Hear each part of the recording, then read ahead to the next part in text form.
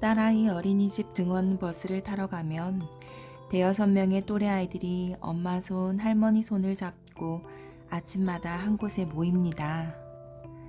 할머니가 두 분 모두 안 계신 저희 딸은 할머니 손을 잡고 나온 친구들을 처음에는 신기하게 보았답니다. 왜 할머니랑 오는 거야 하고 묻더라고요. 그리고 어느 날인가 대뜸 우리 할머니는 하늘나라에서 우리 지켜주시잖아. 그치 엄마? 하고 말을 하더라고요.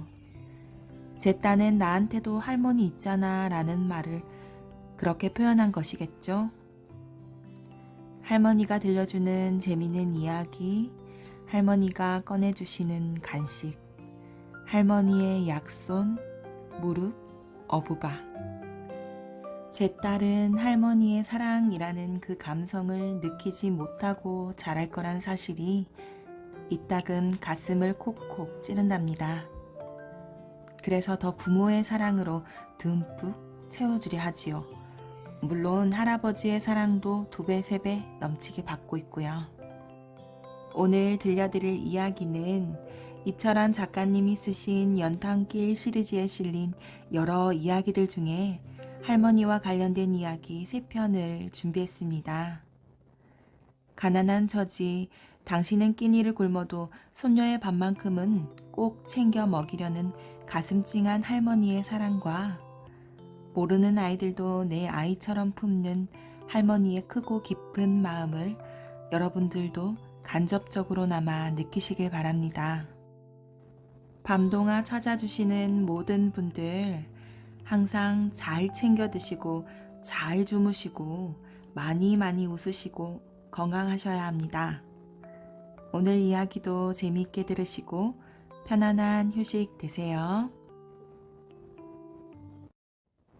할머니의 밥그릇. 이른 아침부터 가랑비가 부슬부슬 내리기 시작했다. 재혁은 서둘러 청량리에 있는 굴다리로 향했다. 정오가 채 되기도 전에 무료로 주는 점심을 먹기 위해 많은 사람들이 줄지어 서 있었다. 재혁은 여러 명의 자원봉사자들과 함께 배식대와 식판, 밥과 반찬들을 차에서 내려 굴다리 안쪽으로 서둘러 옮겼다.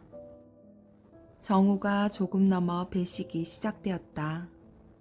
사람들은 맨숭맨숭한 얼굴로 한 명 한 명 식판을 들고 다가와 반찬과 밥, 국을 배식받았다. 재혁이 정신없이 밥을 퍼주고 있을 때 머리가 하얗게 센 할머니 한 분이 종종 걸음으로 재혁에게 다가왔다. 밥 조금만 더 주세요.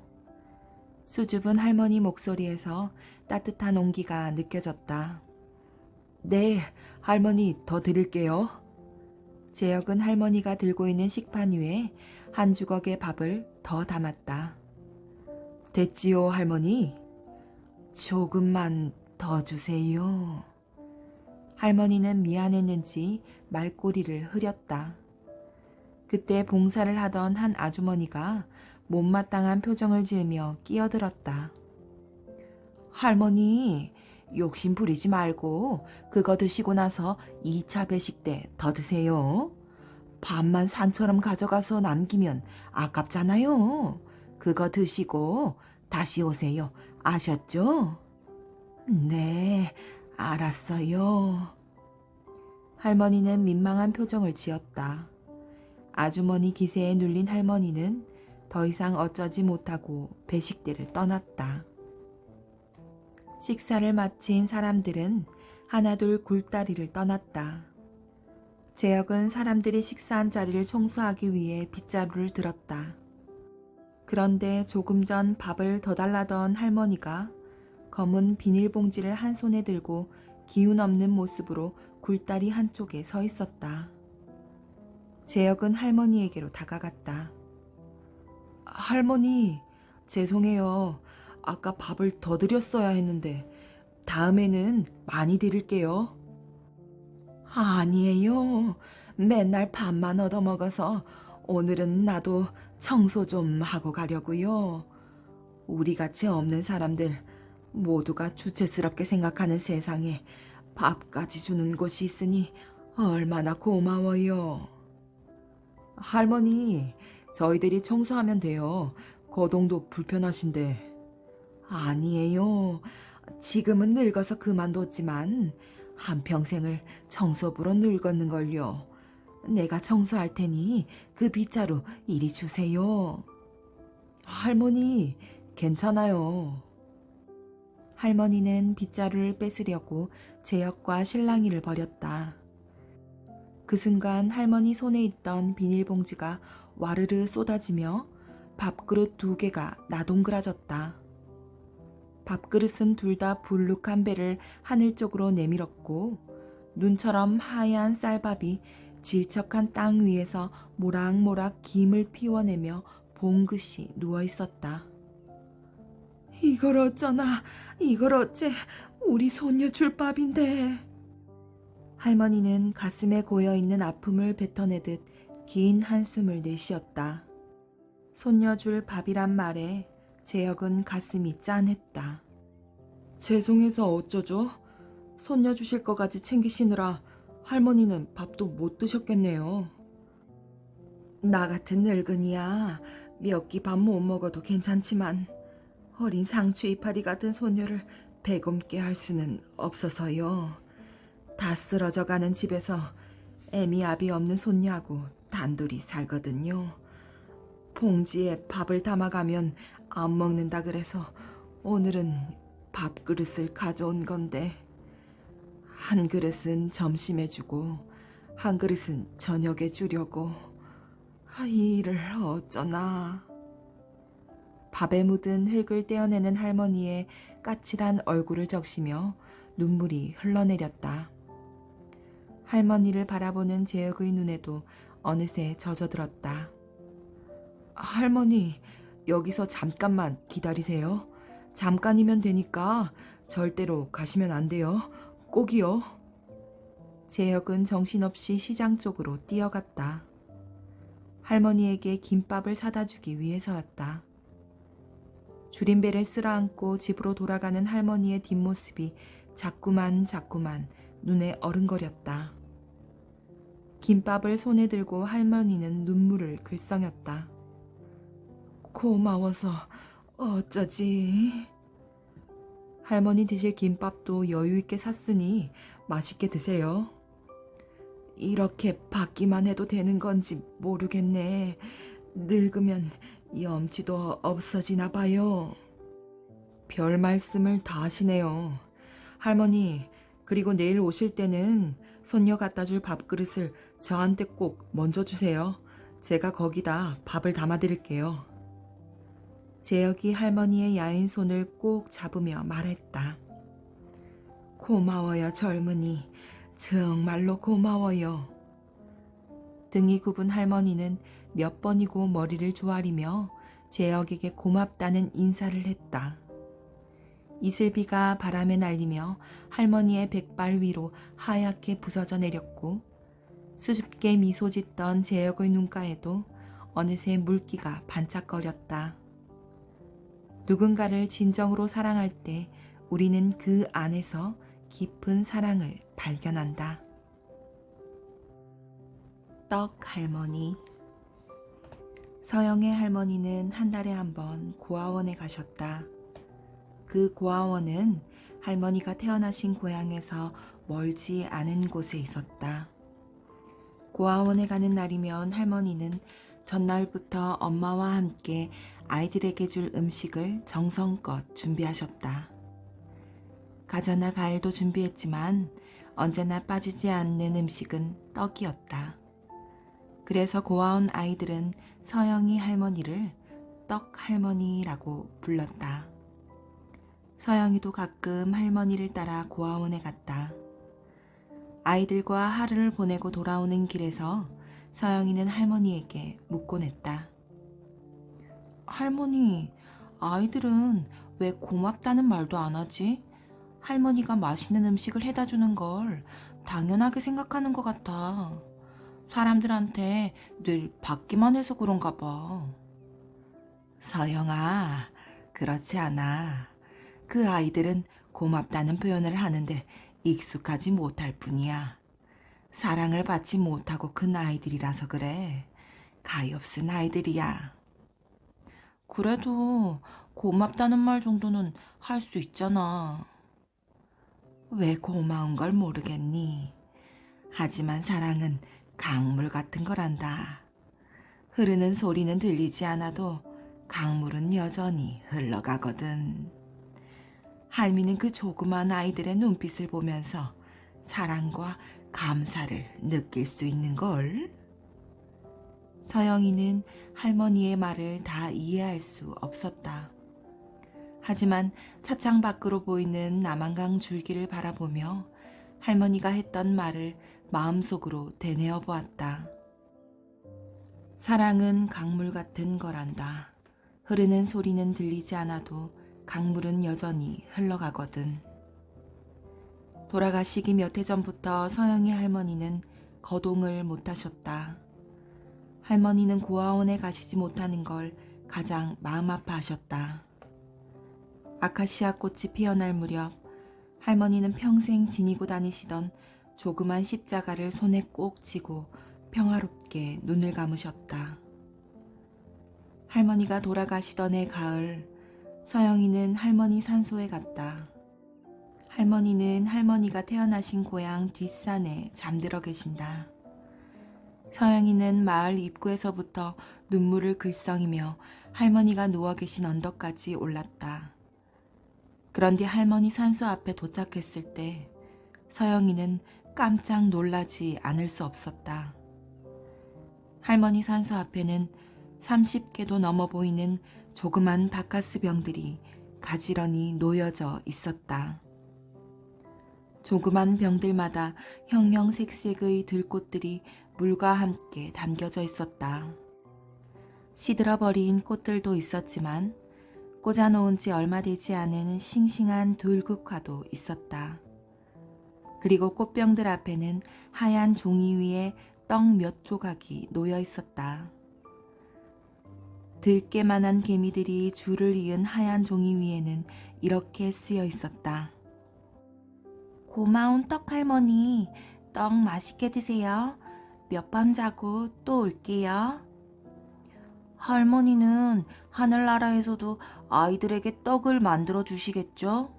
우리도 할머니가 해주시던 맛있는 떡이 자꾸만 먹고 싶은데. 서영이 눈가엔 자신도 모르게 눈물이 맺혔다. 할머니를 잊지 않고 1시간을 넘도록 걸어서 할머니 산소에 다녀가는 아이들의 사랑이 너무 고마웠다.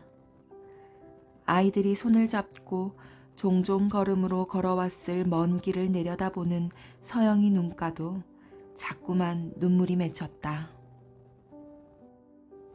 할머니의 속치마. 운동회가 열리는 아침, 유선이의 할머니는 모처럼 낡은 장롱에서 깨끗한 한복을 꺼내 입었다. 할머니는 유선이의 머리를 만져주며 말했다. 친구들은 모두 엄마하고 가는데 우리 유선이만 할미하고 가게 돼서 어쩌나? 괜찮아 할머니. 어차피 나는 달리기 선수도 아닌데 뭐. 학교 앞은 많은 사람들로 붐볐다. 운동복을 입은 아이들이 엄마 아빠의 손을 잡고 교문을 들어서고 그 틈엔 오리궁둥이 같은 솜사탕을 파는 아저씨, 알록달록한 풍선을 파는 아줌마도 있었다. 천군 이겨라 백군 이겨라 하는 아이들의 응원 소리가 가을바람에 펄럭이는 망국기 사이로 하늘 높이 울려 퍼졌다. 볼을 발갛게 물들이는 가을 햇살에 아이들의 함성이 더해져 조그만 학교 운동장은 열기로 가득했다. 점심시간이 되자 사람들은 그늘진 자리로 모여들었다. 그러나 유선이는 할머니와 햇빛이 내리쬐는 곳에 자리를 잡았다. 엄마와 함께 온 친구들 사이에 할머니와 단둘이 있기가 왠지 창피했던 것이다. 이마에 땀이 송글송글 맺힌 할머니를 보고 미안한 마음이 든 유선이는 머쓱한 얼굴로 말했다. 할머니, 덥지? 덥기는 햇볕이 따뜻해서 좋구나. 할미는 감기 기운이 있어서 그런지 몸이 으슬으슬 춥다. 이럴 줄 알았으면 옷을 더 껴입고 올 걸 그랬구나. 할머니는 손사래를 치며 말했다. 그러고는 발갛게 달아오른 유선이의 얼굴 위로 부채질을 해주었다. 유선이는 할머니를 똑바로 쳐다볼 면목이 없었다. 창피하더라도 그늘진 자리에 앉을 걸 그랬다는 후회가 들었다. 할머니, 미안해. 무슨 소리냐? 그냥... 마음속에 꼭꼭 감춰둔 말이 유선이의 입가에서 뱅뱅 맴돌았다. 하늘나라에 계신 엄마가 너무너무 보고 싶다고 말하고 싶었지만 꾹 참았다. 운동회와 시상식이 모두 끝난 뒤 집으로 향하는 사람들이 교문을 한꺼번에 쏟아져 나오면서 학교 앞은 다시 한번 붐볐다. 유선이는 할머니 손을 잡고 교문을 빠져나왔다. 할머니와 함께 길을 건너려고 건널목으로 다가갔을 때 한 무리의 사람들이 웅성거리며 모여 있는 것이 보였다. 사람들 가운데엔 교통사고를 당한 어린아이가 피를 흘리며 나둥그러져 있었다. 아이를 둘러싸고 있는 사람들은 흘금흘금 구경만 할 뿐 어찌할 바를 모르고 있었다. 옷차림을 보니 집이 없는 아이인가 봐. 사람들 틈에서 이런 수근거림도 들려왔다. 유선이의 할머니는 사람들 틈을 비집고 말없이 아이에게 다가갔다. 그때 펑퍼짐한 코에 강아지 풀같이 푸석한 눈썹을 한 사내가 할머니를 가로막으며 무뚝뚝하게 말했다. 이 아이는 이미 숨이 끊어졌어요. 신고했으니 경찰들이 곧 올 겁니다. 그냥 놔두세요, 할머니. 그러나 할머니는 아무런 대꾸도 하지 않고 누워있는 아이에게 다가갔다. 가엾은 것, 이를 어째. 할머니가 아이의 몸을 흔들어 보았지만 무거운 돌덩이처럼 꿈쩍도 하지 않았다. 할머니는 쯧쯧 혀를 차며 손가방에서 손수건을 꺼내 아이의 얼굴에 묻은 피를 조심조심 닦아주었다. 그러고는 속치마를 벗어 죽은 아이를 정성껏 덮어주었다. 눈처럼 하얀 속치마 위로 할머니의 눈물 한 방울이 떨어졌다. 조금 전 할머니를 만류하던 사내는 객적은 표정으로 수굿했다. 집으로 돌아오는 내내 유선이는 죽은 아이의 얼굴을 떨쳐버릴 수가 없었다. 유선이는 할머니의 손을 꼭 잡으며 말했다. 할머니, 아까 안 무서웠어? 무섭긴. 피어나지도 못하고 꺾여버린 어린 것이 너무 가여워서. 근데 할머니는 왜 속치마를 벗어서 그 애를 덮어준 거야? 창피하지 않았어? 유선이는 또릿또릿한 눈빛으로 내쳐 물었다. 창피했지. 하지만 아무리 목숨이 끊어졌어도 구경거리가 되어서는 안 된단다. 그래서 이 할미가 그리 한 게야. 유선이는 고개를 끄덕였다. 길가에 열지어 자라는 해바라기들도 바람결에 고개를 끄덕였다. 유선아, 창피하고 하기 싫은 일도 해야 할 때가 있는 법이란다. 할머니는 유선이의 머리를 쓰다듬으며 말했다. 유선이는 그런 할머니가 자랑스러웠다. 그리고 잠시라도 할머니를 창피하게 생각한 것이 미안하고 마음에 걸렸다. 가만히 자신의 등을 쓸어주는 할머니의 손길에서 따뜻함이 전해져 오자 유선이의 눈에서는 눈물이 글썽거렸다. 사랑은 보잘것없는 영혼일지라도 따뜻하게 감싸주는 것입니다.